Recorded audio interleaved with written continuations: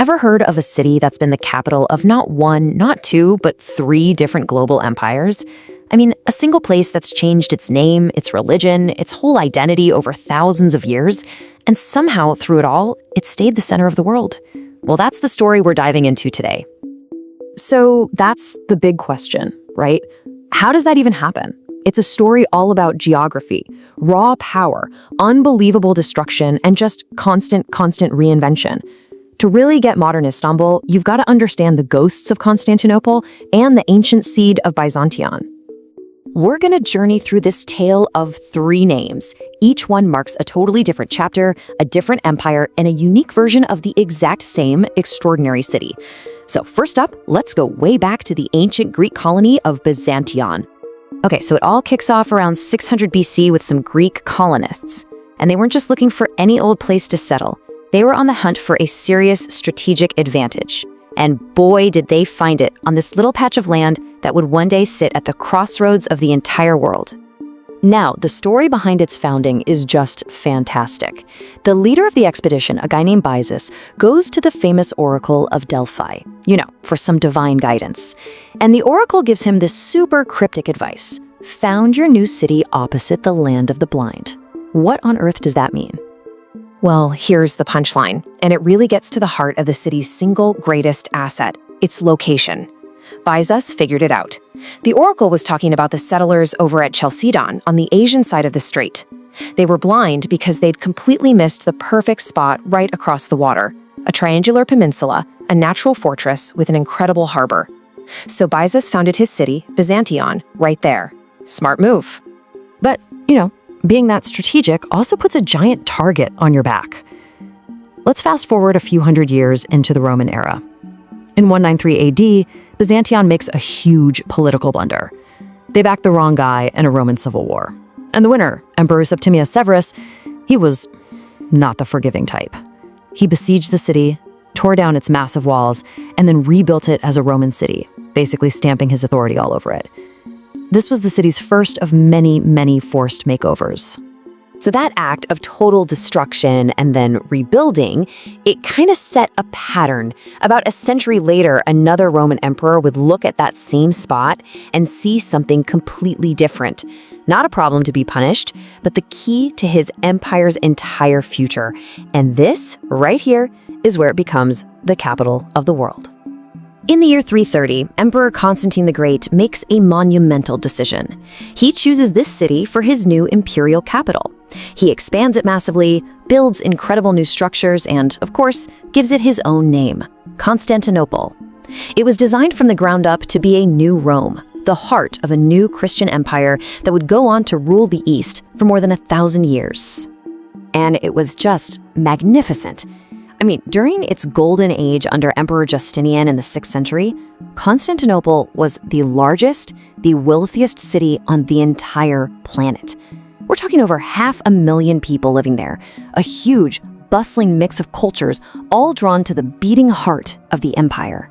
But even golden ages have their dark moments. In 532, a riot over a chariot race, and you have to imagine this as like the most violent Super Bowl ever. It just exploded into a full-blown rebellion against the emperor. These were the Nika riots. They left 30,000 people dead, and half the city was literally burned to the ground. But, and this is the incredible part, what rose from those ashes was breathtaking. From that very destruction, Justinian ordered the construction of the Hagia Sophia, which would be the greatest church in the Christian world for 1,000 years, a phoenix from the ashes. For centuries, Constantinople was the undisputed leader of the Christian world. But all was not well. Tensions with the Pope in Rome were simmering, and in 1054, they finally boiled over. The Great Schism was this formal split of the church, creating a bitter and lasting divide between what we now call the Roman Catholic West and the Eastern Orthodox East, with Constantinople as its capital. And that religious split, it would have absolutely devastating consequences down the line. The Byzantine Empire began this long, slow decline, but the killing blow, believe it or not, didn't come from a rival empire. It came from fellow Christians. It's just shocking to think about. In 1204, the Knights of the Fourth Crusade, who were supposed to be on their way to the Holy Land, got diverted, and instead they turned on and brutally sacked Constantinople. They just looted everything, stole its priceless treasures, and desecrated its holy sites. The city and the empire never truly recovered from that blow.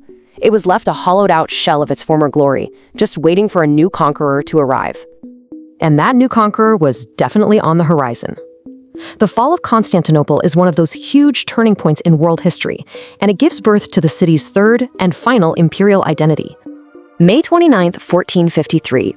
After a long and heroic siege, the legendary walls were finally breached. The young Ottoman Sultan Mehmed II rode into the city. Just like that, the 1100-year-old Roman Byzantine Empire was over, and a brand new chapter had begun. Mehmed the Conqueror didn't just take the city, he had a vision for it. Step 1, he immediately declared it the new capital of his Ottoman Empire. Step 2, he converted the Hagia Sophia into a mosque, a hugely powerful symbol of the New World Order. But step 3 was maybe the most crucial. He started repopulating the nearly empty city, inviting not just Muslims, but Christians and Jews from all over his empire to come and help create a vibrant, cosmopolitan new hub.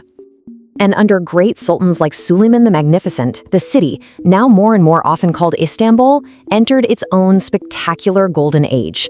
All power flowed from the massive Topkapi Palace. The Grand Bazaar became one of the world's great centers of commerce, and the legendary architect Mimar Sinan designed magnificent mosques that created that iconic skyline we still recognize today. But just like the empires that came before it, the Ottoman Empire eventually declined. The 20th century brought devastating wars and revolution, forcing the city to, once again, forge a totally new identity. So after World War I and the Turkish War of Independence, the Sultanate was officially abolished. In 1923, the brand new Republic of Turkey was born. And then came a truly stunning decision. The capital was moved to Ankara, in the center of the country. For the first time in 1600 years, the city on the Bosphorus was no longer a capital. But its story was far from over. Even though it wasn't the political capital anymore, it became the undeniable economic and cultural engine for the new Turkey. People flocked there for work and opportunity, and by 1960, its population had already swelled to 1.5 million. And that was just getting started. The growth just became explosive. Through the second half of the 20th century, the city expanded at an incredible pace. By the year 2000, it hit 10 million people as new suburbs and neighborhoods just sprawled out in every direction.